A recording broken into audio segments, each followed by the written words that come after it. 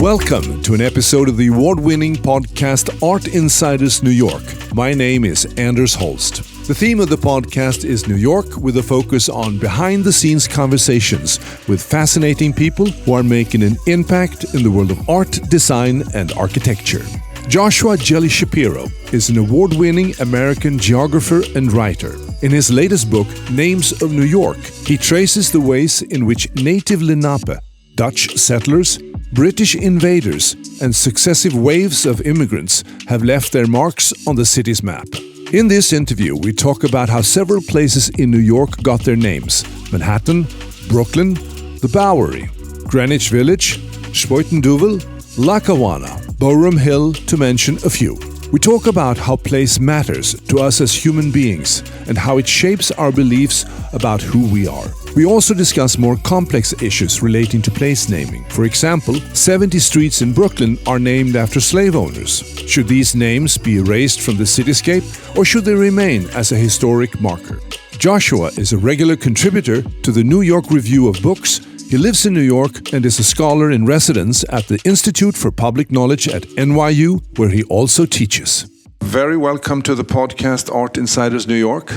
Thanks for having me. Pleased to be here. And congratulations to this wonderful book that you've written about names of New York. Streets, parks, boroughs, bridges, playgrounds, islands also. There is a chapter for that.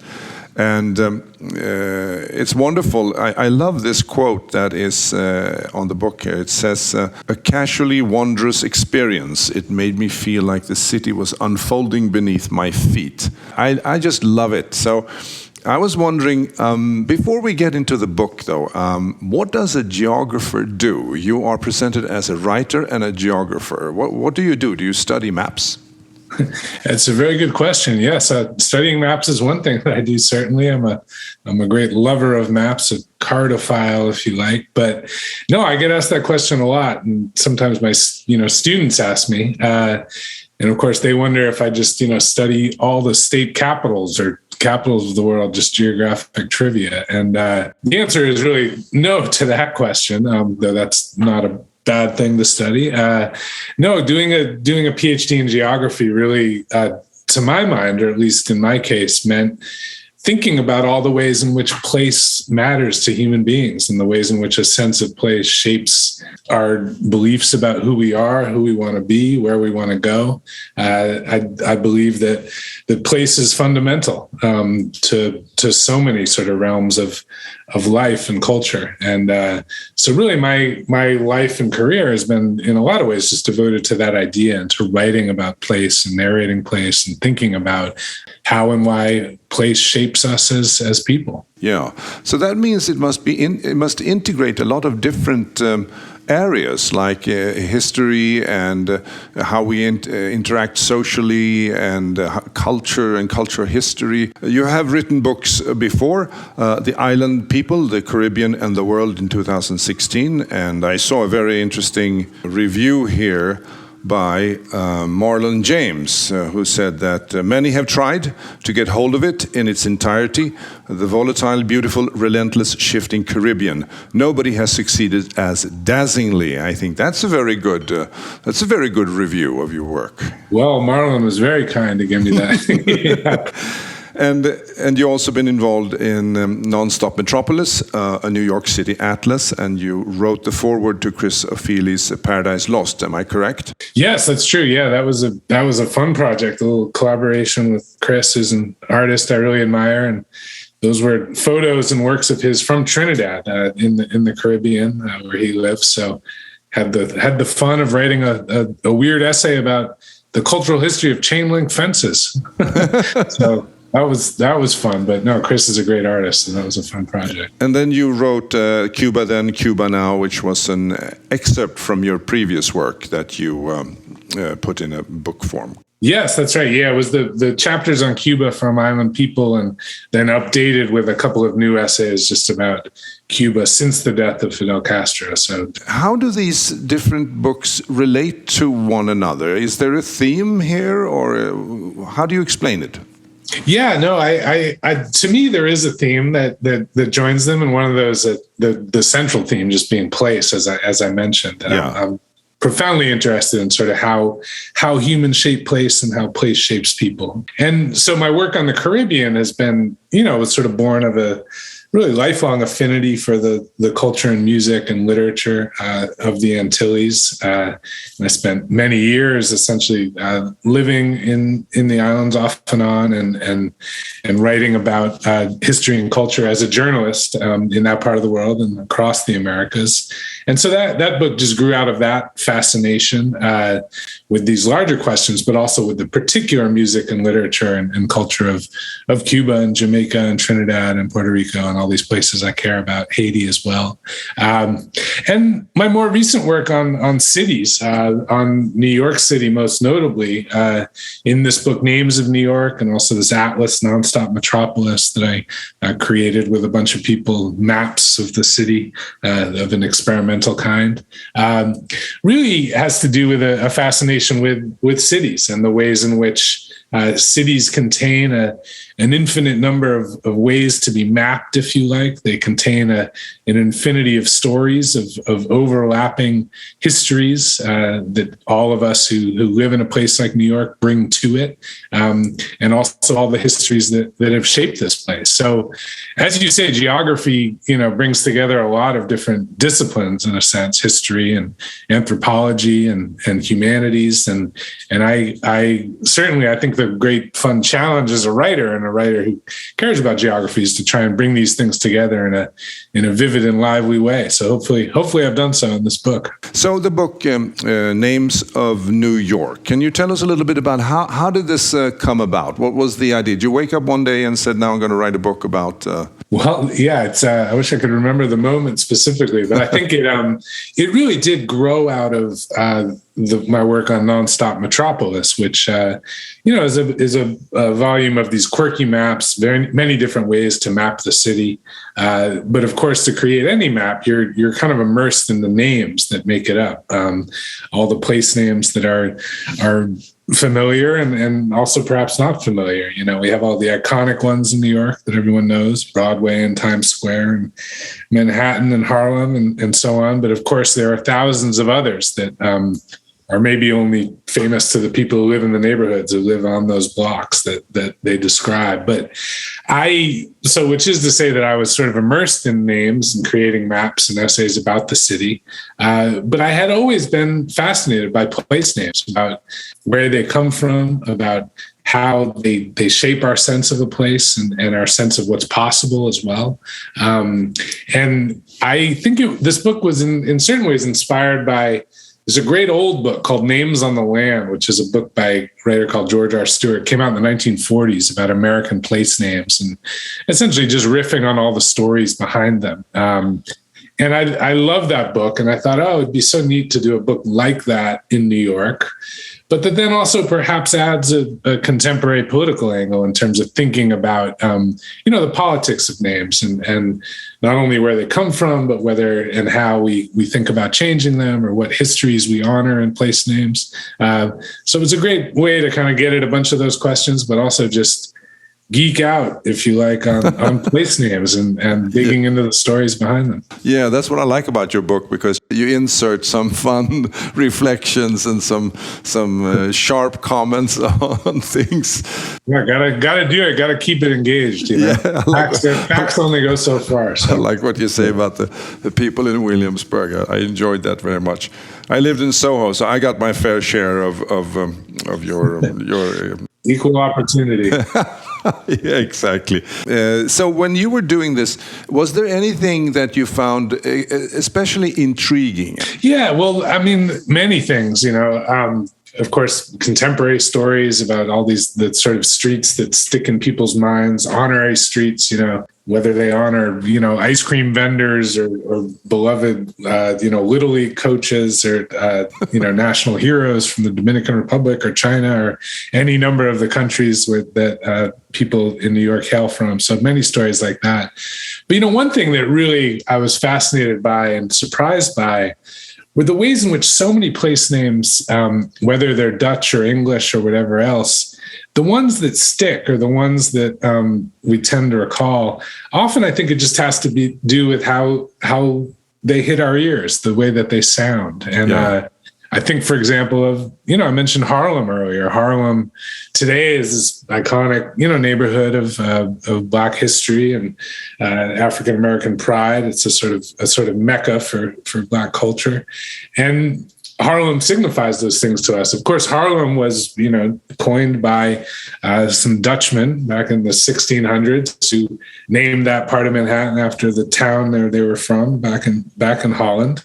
And they, of course, were not thinking or could not have known about what Harlem would mean later on. Yeah. But I love the ways in which that simple word, today it signifies something else. Those two syllables, they sound good. They've lent themselves to poetry and music, and I'm very thankful that the English didn't succeed in changing the name of Harlem. They wanted to change it to Lancaster, and I have to say Lancaster just doesn't resonate in the same way. The Lancaster Renaissance just wouldn't be as good. No, it doesn't. I mean, there are a couple of big takeaways from this book, and one is, of course, what you just mentioned here, that you talk about the Dutch settlers. First of all, the Napa, the native people who lived here, right?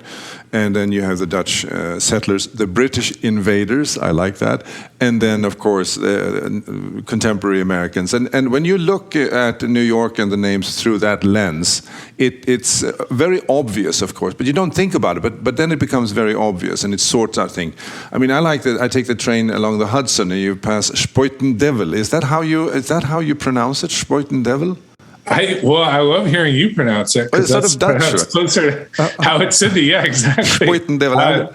How do New Yorkers, I tend to hear it Spuyten Duyvil is how New Yorkers tend to say it. So it's like, So I was thinking, what the hell does that mean? So I was looking at your book, and so what does it mean?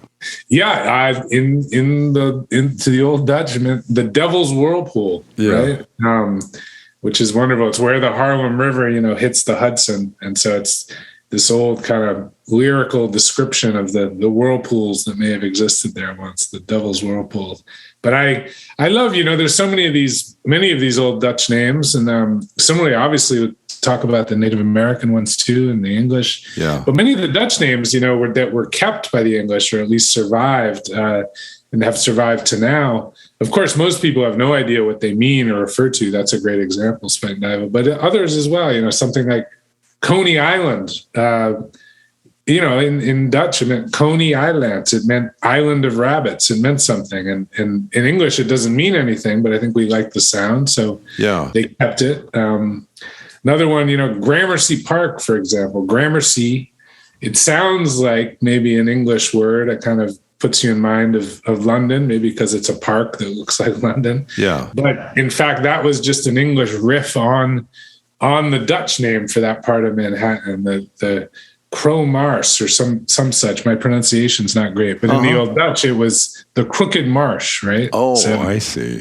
Yeah, and so the English took those words and made them sound English, but they have a root in Dutch, and they mean something. You also mentioned the Greenwich, Green District, Greenwich Village, along those lines, right? And the Bowery, the Bowery, the farm road. It's just fascinating. I find absolutely, yeah, no, and these, of course, there are all these remnants, but yeah, the Bowery, which we know as the Bowery, comes from, of course, as you say, the old Dutch word for farm road, and it's still with us. And there are many names like this. One part of your book that I really like when it comes to giving an insight into how to research the true meaning of places is the conversation you have about Manhattan, where you look at the origin of that word from many different sources. You had like 3 references there. The John Gottlieb Ernestus Heckenweider, who says the island where all become intoxicated. And then the William Wallace Tucker, Island of the Hills, and Albert Anthony, Place for Bow and Timber. This is all about Manhattan, right? Yeah, that's correct. Those are essentially these different versions throughout time of explanations as to what the old Lenape word Mannahatta, from which Manhattan is derived, what that meant. Because of course, like many native place words that we have with us, essentially it's just an approximation of what some European person heard perhaps a native person say. In that case, one of Henry Hudson's sailors, literally in 1609, they met some indigenous people, some Lenape men, it sounds like, along Manhattan's west side. And evidently one of them perhaps gestured or said something that sounded like Manhattan, and this sailor wrote it in his log. And that is from whence we get the word Manhattan. But it's quite unclear as to what that person was trying to convey. It's quite unclear whether they were even pointing to Manhattan or pointing across the river to New Jersey or what. So there's been great confusion about that. And those people you cited were, different versions of what it might have meant, Island of Hills or what have you. But it seems like our best guess now is that the syllables Manhattan in the Lenape language do mean place where we gathered wood for bows and arrows. So the linguists and people of the community who still speak that language, their best guess at this point is perhaps place where we gathered wood for bows and arrows, which fits because there were lots of trees in Manhattan once upon a time.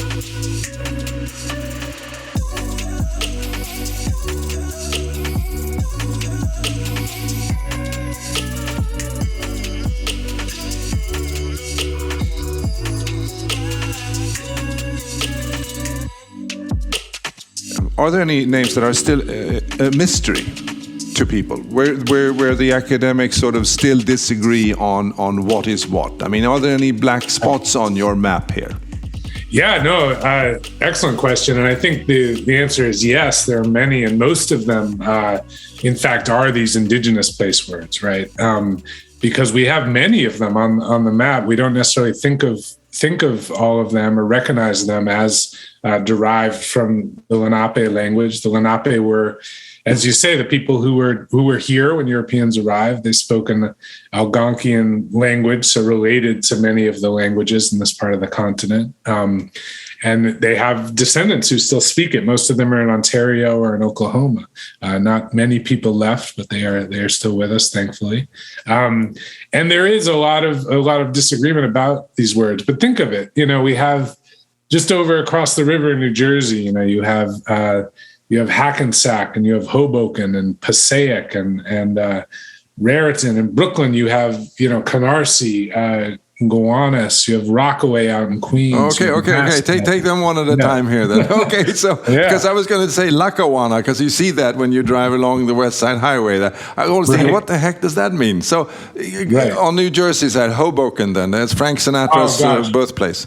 Well, see, you're putting me on the spot here, but I would say Hoboken, Passaic, if I'm remembering correctly, there was. Most of those place words essentially reference sort of water, and this makes sense. It's quite marshy there, so they mean things like place where river empties into the bay, or marshy spot with two rivers. There's, I think, Rockaway derives from, I believe, the Lenape word, or our best guess is place of grasses. So many of these things. There are sort of good guesses as to what they mean, but many of them are, linguists disagree, in fact, because they are sort of English or Dutch transcriptions of what may have been sort of spoken or enunciated by Lenape people once upon a time. So there is some disagreement as to what they all mean. But Anders, I'll give you a good example too. Jamaica out in Queens. Yes. Always mysterious. And you always, you take the train out to the airport and you're going to Jamaica, and people may wonder. And for a long time, people said, it derived from a local indigenous word for a lake in that part of Queens called Jamaica, or a pond that someone wrote down. And that was, for a long time, that was the theory, that it was some derivation of a local word. I think our best guess now, though, is that essentially the English named it after, what else? The island in the Caribbean, where they were making a lot of money off of sugar slavery at that point, and so named it Jamaica after that.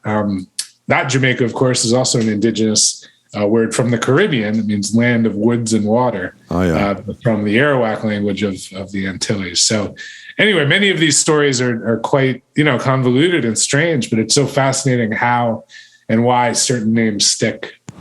That is so cool. You work really hard, and then you figure out, oh, yeah, it's named from Jamaica. We could rest here. Lackawanna, forked river. I think you mentioned in your book, forked river. Does that make any sense? Or yeah. Sounds right. Of course, Lackawanna. The sign that you see from the west side. It's on the train and ferry terminal there. It's for the Lackawanna Railroad that once ran to a place called Lackawanna out by Buffalo in western New York. So. That's what that reference is. But yes, there you go, Forked River. And Brooklyn, let's take that too, because there are many listeners here saying, okay, well, come to Brooklyn then. Explain to us, what the heck is that?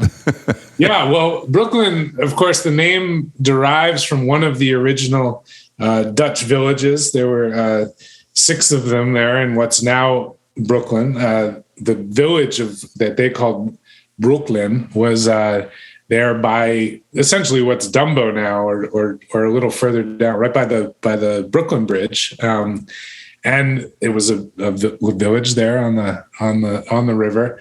There are many, honestly, there are a couple of different versions as to where the Dutch got that. The simplest version is there is a place in Holland of that name, so it's essentially a kind of naming after situation. But there is an etymology, because the spelling changed quite a bit across time, that essentially Brooklyn means some version of broken land, which is to say, because it's so marshy, there are many parts of Brooklyn that are sort of soft and broken land. And that's a case where that may or may not, in fact, be the case. It sounds logical. It sounds good. Whether that was the original derivation of the Dutch village of Brooklyn, we're not sure, because it was anglicized. The spelling was changed across time. Yeah. But in any case, Brooklyn is named for that original little village there by the river. Another takeaway from your book that really organized my thoughts was when you talk about that in the beginning, and I think you can explain this much better than I. In the beginning, a place was named after its setting or its sponsor. Thank you. Yeah, no, now I know what you're referencing. Yeah, in essentially we're thinking now about Lower Manhattan and about what was once the Dutch settlement of New Amsterdam, which had, like many towns and villages, you could think of this, that when it's built up, you have Water Street, it's on the water. You have Bridge Street that goes over, a canal. You have Church Street, you have Park Street. These are very kind of just descriptive, simple phrases for what a street's function in a place. And I think that later on, as something expands and you have way more, than one street for everything, or every occupation, you often get, the owners, the people who have now built an estate outside town, whether that's the Bleekers or the Delanceys or Stuyvesant, the Governor General of New Netherland. So that as you got further out from the old village of New Amsterdam, and many of these place names are still with us, you have basically landowners who have laid claim to a place, and many of those names, Bleeker, Delancey, these ones were big farms that were owned by illustrious families in the 1700s in New York, and we still have those place names, even though now they're urbanized. But then later on, I think this is the thing, right? It's that the outskirts that are named for sort of wealthy or illustrious people, and then later on they can be named for anything, for particular heroes or people who want to be honored. You live in Soho, Anders, and of course many of the streets in Soho, for example, are we don't think of this, but are named essentially for famous soldiers in the American Revolutionary War. So you have Wooster and Mercer and Greene and Thompson and Sullivan, and all of these, we don't think of them, I don't think most people don't, as referencing people, but of course they do. And these were not landowners or anything. They were just people who were heroes in their day. And essentially when those streets were laid out, that's what people were thinking about and wanting to commemorate, is freedom from Great Britain. And so you had you have a lot of streets in Manhattan that are named for these soldiers. Yes, and I like when you talk about the sort of when places or neighborhoods are named after then subdivisions. You talked about, for instance, Corona in Queens, which is just Crown, I guess that's what they want. Yeah, and this guy with Astor.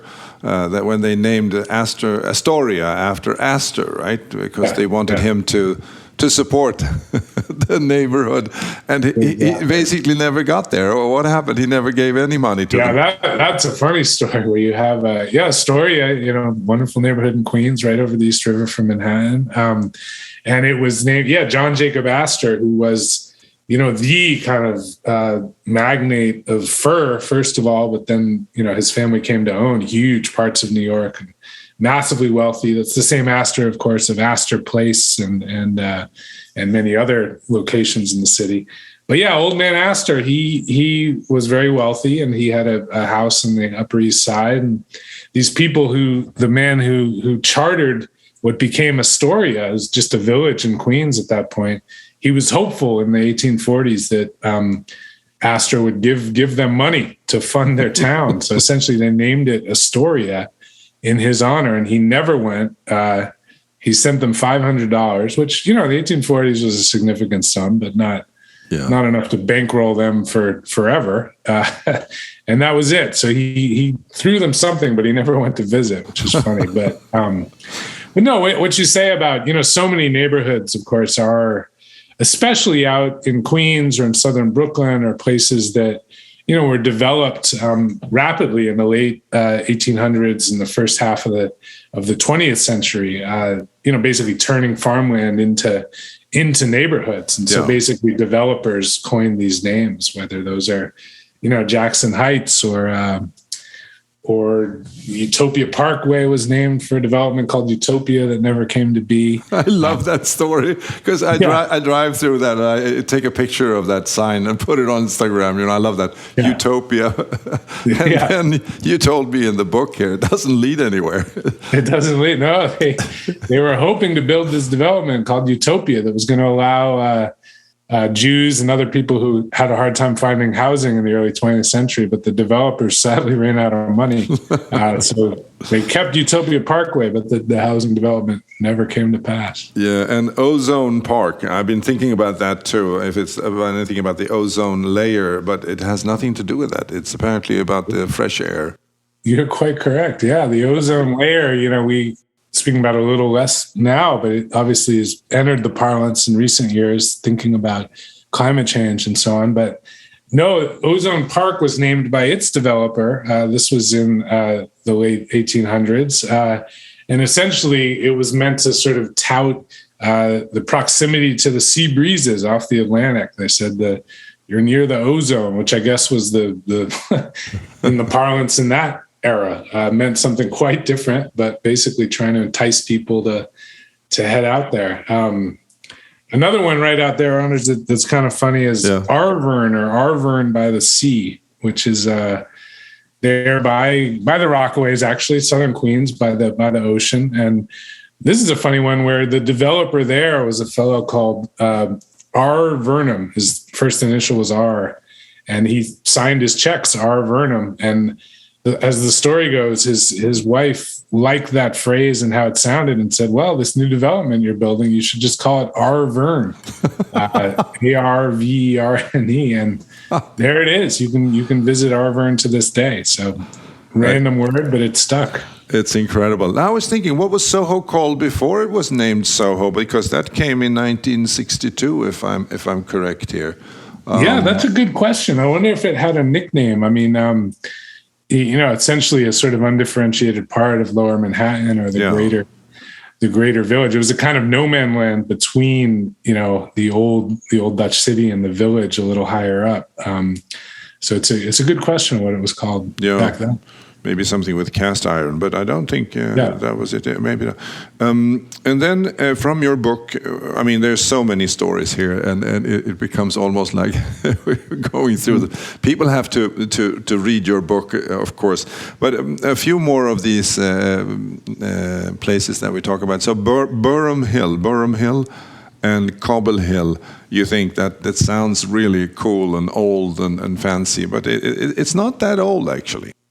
No, Boerum Hill. I mean, the name, comes from an old Dutch family that owned land in that part of Brooklyn long ago. But basically, Boerum Hill comes from, I think, 1960s, or even more recently, when the neighborhood association there trying to get essentially historic landmark status and to sort of celebrate, the beautiful brownstone architecture of that part of Brooklyn, kind of coined it as Boerum Hill. The irony there is that it's slightly higher than some of the surrounding areas, but you could hardly sort of call it a hill, I think.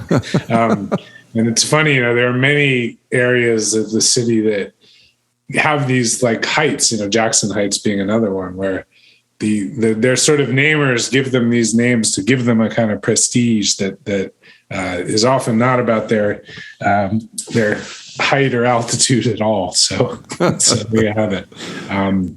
But neighborhood names, many, especially in recent decades, they have sort of proliferated, and partly it's about, the people who have a vested interest in selling neighborhoods essentially as commodities. It's about real estate. And so you have all these new nicknames that crop up. Yeah, exactly. Another one of my favorite here is the Buttermilk Channel that people thought was named after farmers who went from Brooklyn to Manhattan, and in the channel, the milk got to be butter, whatever. I thought that was... Oh, that's right. So Buttermilk Channel, there's a couple versions. One being, Buttermilk Channel is the bit of water between Red Hook, Brooklyn, and Governor's Island, so off of Lower Manhattan there. Mm-hmm. And one story goes that... essentially that channel often it got low. It got at low tide, you could actually walk across it, and so cows would go to Governor's Island to graze, and so perhaps they said Buttermilk Channel for that.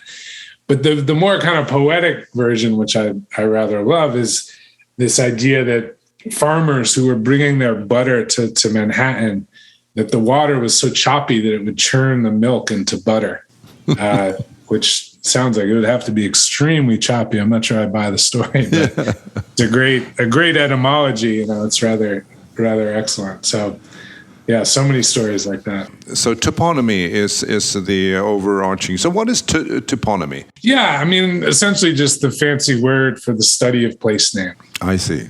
Topos being, the Greek term for place. So toponymy, the study of place names. And it's a very, niche field. This is not something you can get a degree in or anything. But there are people, as I say, who are obsessed with place names and love studying them, where they come from and what they do. And so it's been fun to at least dip my toe into that field to write this book.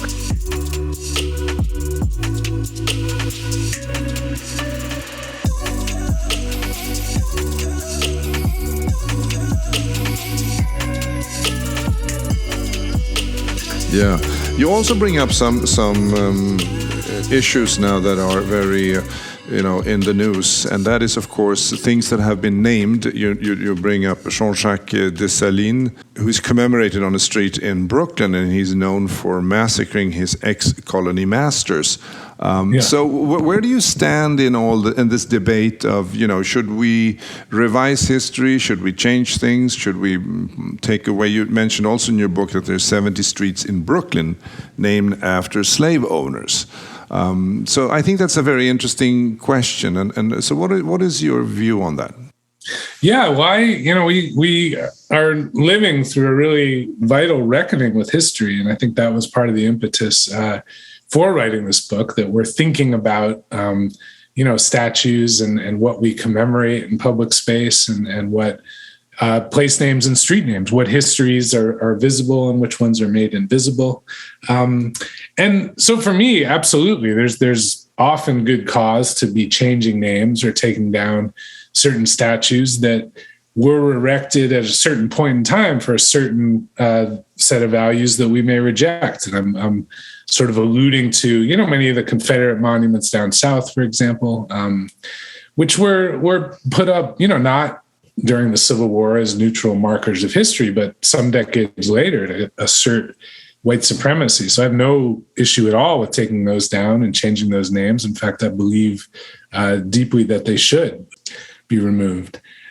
There are also, though, many cases, and I think that these street names in Brooklyn that you just mentioned, that name or named after people who some centuries ago were in Brooklyn and owned slaves. I am not of the view that all those necessarily need to be changed. And I think that the reason why is that those are, in fact, remnants or markers of history that we need to recall and confront and remember. And also they are names that have taken on many different meanings across time. People who live on, say, Nostrand Avenue in Brooklyn, that's a street that's deeply identified now with Caribbean culture, for example. And I don't think that changing the name necessarily does any favors to either to the people who've come to identify with that name or to making its history visible. So these are, all that is to say, these are complex questions. There's not one answer that we need to change all names or leave all names the same. I think it has to be a case-by-case basis. But I'm, of course, deeply impressed by and care a lot about, efforts to confront our history in public space. And part of that, I think, is just erecting new monuments and new memorials to histories that haven't been celebrated or properly recalled. What is your relationship to New York? You're not a New Yorker to begin with. That's right. Yeah, no, I mean, I have, I like to say, like many Americans, I have a family history that kind of runs through New York and through Ellis Island specifically. My father's family, Jersey City and Brooklyn, Bayonne, New Jersey. And essentially, so that is to say, they came to Ellis Island and got about 2 miles away from it. So they're right across the water. But yeah, I grew up mostly in bucolic Vermont. So not in New York City, but I've lived here for, a large chunk of my adult life and have always spent time in New York. And I it's become home. And I think one of the things about this city that I love about it, as compared to other cities where I've spent time and where I also care about, I think New York is a place that kind of makes space for you if you are willing to kind of claim it. I think that it's obviously a deeply challenging place to live. All of us who live here know has its frustrations, and having to hustle is not easy always here. But I think that, if you show up off a plane or from the provinces and get into the rhythm of it and start, complaining about the C train running late, you're kind of a New Yorker. Whereas I think that, many cities in the old world or in New Orleans, say, another place I care about, if you don't go back 7 generations, you kind of don't count as of that place. But I think that New York is this marvelous, meeting of people from everywhere who've come to try and make it here. And it's doesn't always work out, but I think that everyone, if you want to come and have a go, you can do so. New York makes space for that. Yeah. So what are your favorite parts of New York where you like to hang out, or does it vary over time? Yeah, no, I mean, I love to explore the entire city, very honestly, but I a couple of places I love are, I love being by the water and just thinking about, when it was full of ships and sort of routes to elsewhere. So I love Red Hook, Brooklyn, where I wrote a lot of this book. I also love, I mentioned Jackson Heights in Queens and that part of North Central Queens, which, is really now where kind of immigrant New York is most alive.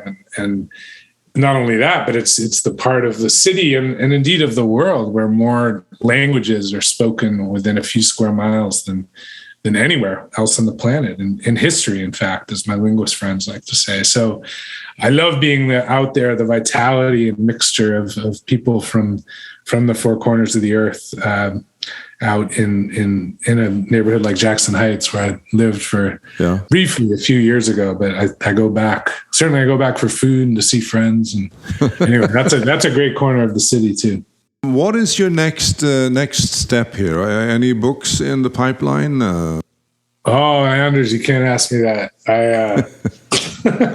No, there's stuff I should be finishing and I'm not finished with. But for now, I'm loving talking about this project and sort of thinking about all the other questions that it raises for the city. It's been a really fun project to write and then to engage with people on. How has it been received? How is the? Yeah, well, I mean, wonderfully by and large. It's been great. I've been gratified by the reception, just because I think that people are inherently interested, whether they know it or not, in these sort of questions of where names come from, the places that shape their days. Oh, wow, it's interesting to pause and think about it. And also, of course, I love, when I go on the radio and talk about it or do talks, people love to get up and ask questions. Where does so-and-so name come from? And, sometimes I get lucky because I've, studied this stuff, so I know a good bit, but obviously I don't know every street in New York. So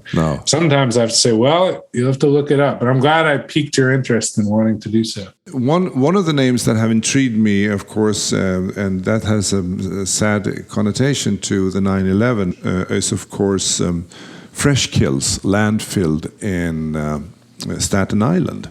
And that has a specific history, as far as I understand. Yeah, no, Fresh Kills. I mean, the word kills, it's interesting, right? It's just the old Dutch word for creek or waterway. So there are many kills around the city, the Arthur Kill and the Colvan Kill and Peekskill upstate. And so that's, of course, the origins of kill. Fresh Kills, it's interesting. I think essentially when the English took over from the Dutch, they seem to have retained many of these kills, or at least the phrase kill, and so named that part of Staten Island Fresh Kills, presumably because it had fresh water to differentiate it from, or for some other reason. But essentially, of course, Fresh Kills became the city dump. It became this immense landfill later on, and there's all these stories. You could see it from space and so on. I'm not sure that was the case, but it was, in a huge garbage dump, and was, though, closed down right around the time of 9/11. It was ceased being used right before then, and the remnants, basically, all the rubble and remains from 9/11 ended up in Fresh Kills. Much of it did. And now, though, that part of Staten Island has been turned into a quite wonderful park. It's been revived and resuscitated. So it's a nice story of the ways in which that landscape has changed. But yeah, no, the sort of the final resting place, if you like, of the remains of, that awful day in New York's history, did go to Fresh Kills, which is where the remains of many things in city history landed for a long time. Yeah. I've noticed that you have a very broad scope here. You write articles on Cuba, Bob Marley, phonography, soccer, and other issues. And I learned that you are an Arsenal fan. This is true. Guilty as charged. I'm a great lover of football, and Arsenal is not as good nowadays as they were some years ago. But yeah, what is your verdict here on Arteta? And I like Arteta. I like Mikel. I think he's he understands the culture of the club. I think the players like him and like playing for him. So I'm hopeful. Put it that way. It was a rough start to the season, but I'm hopeful. Well, Joshua, thank you so much. The book is Names of New York, and it's a wonderful book, and I learned so much about the city that we love so much. So I'm very grateful for that, and I'm grateful for you taking the time to elaborate on the wonderful stories in the book. Thank you so much. It was a pleasure. Thanks so much for having me. Thank you. This is Art Insiders New York, and my name is Anders Holst. If you enjoyed this episode and have family and friends who love New York and are passionate about the world of art, design, and architecture, please spread the word by following us on artinsidersnewyork.com or liking us on our Facebook page, Art Insiders New York, where we publish newsworthy material all the time. It's very much appreciated. Thank you. This episode was produced by UOM LLC, copyright 2022.